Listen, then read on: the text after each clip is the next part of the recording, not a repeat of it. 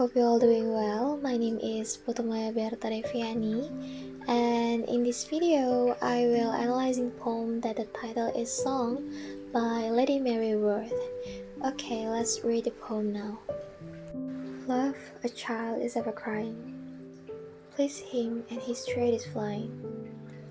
Give him he the more is craving, never satisfied with having. His desires have no measure. Endless folly is his treasure. What he promiseth, he breaketh. Trust no one word that he speaketh. He fears nothing but false matter, and to cozen you he'll flatter. Let him gain the hand, he'll leave you, and still glory to deceive you. He will triumph in your wailing, and yet cause be of your failing. This his virtues are and slighter, are his gift, his favor lighter. Feeders are as firm in staying, wolves no fiercer in their preying. As a child then leaving him crying, nor see him so given to flying.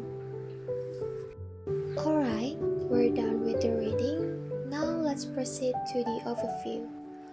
Well, this poem gives us a cynical image of love and its impact on our lives. Love is a feeling that is voracious and keeps on complaining that is never satisfied.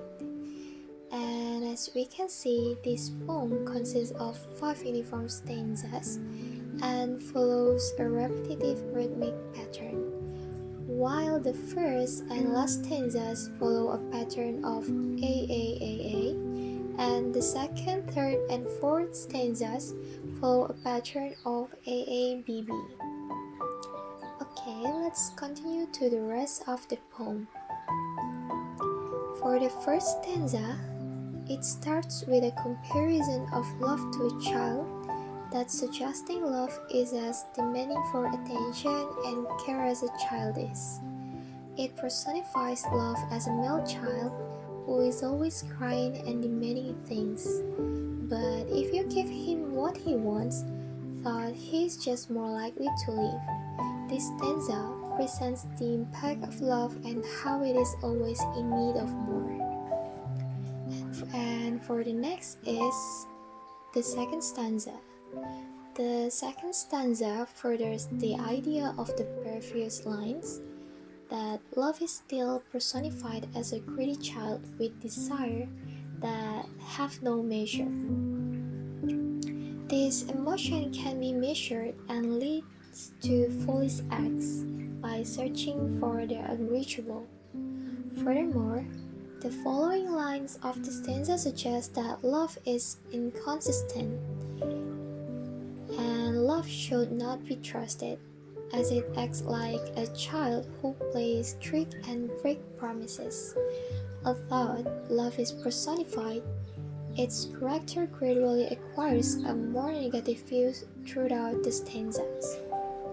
For the third stanza emphasizes broken promises. It talks about broken vows and how love vows nothing but false matter.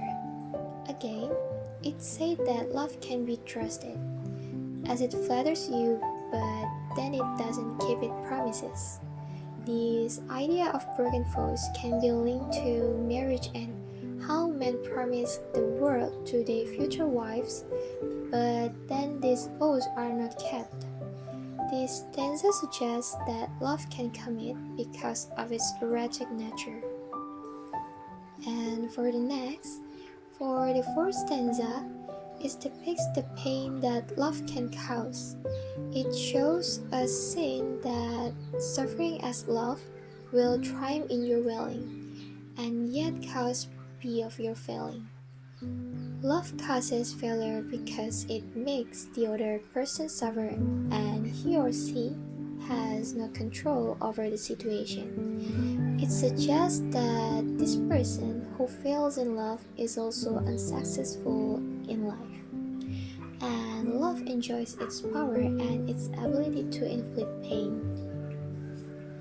And next, for the last stanza, the fifth stanza, accentuates the unchanging nature of love.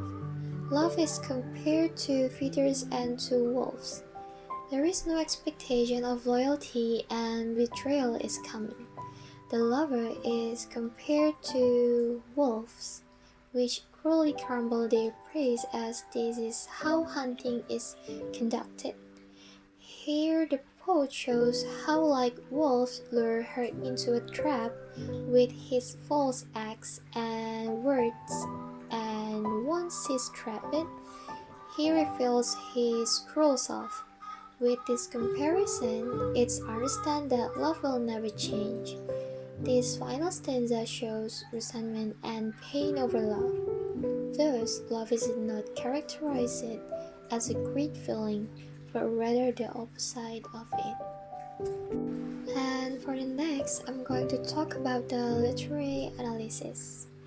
Throughout this poem, we can identify that the voice is a woman.